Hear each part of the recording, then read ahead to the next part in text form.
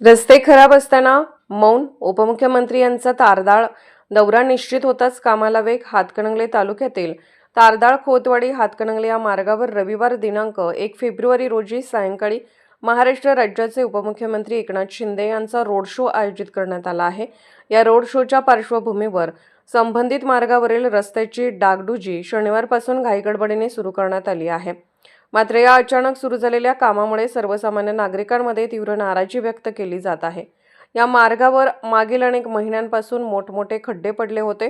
पावसाळ्यानंतरही या खड्ड्यांची दुरुस्ती न झाल्याने वाहनधारकांना प्रचंड त्रास सहन करावा लागत होता.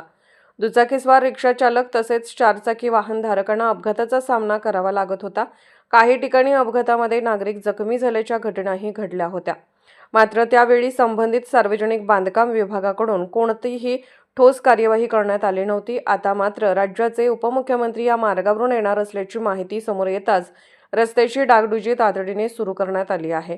यामुळे एखादा मोठा नेता येणार असेल तरच रस्ते आठवतात का, असा सवाल नागरिकांकडून उपस्थित केला जात आहे.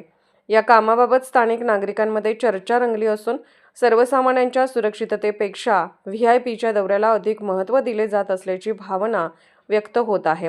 आम्ही रोज या रस्त्यावरून प्रवास करतो, आमच्या जीवाची किंमत नाही का, असा सवाल काही वाहनधारकांनी उपस्थित केला आहे.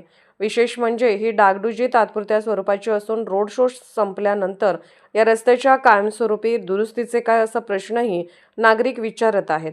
रस्त्याची अवस्था सुधारण्यासाठी अपघात होणे किंवा नेता येणे गरजेचे आहे का, असा टोला देखील बोलला जात आहे.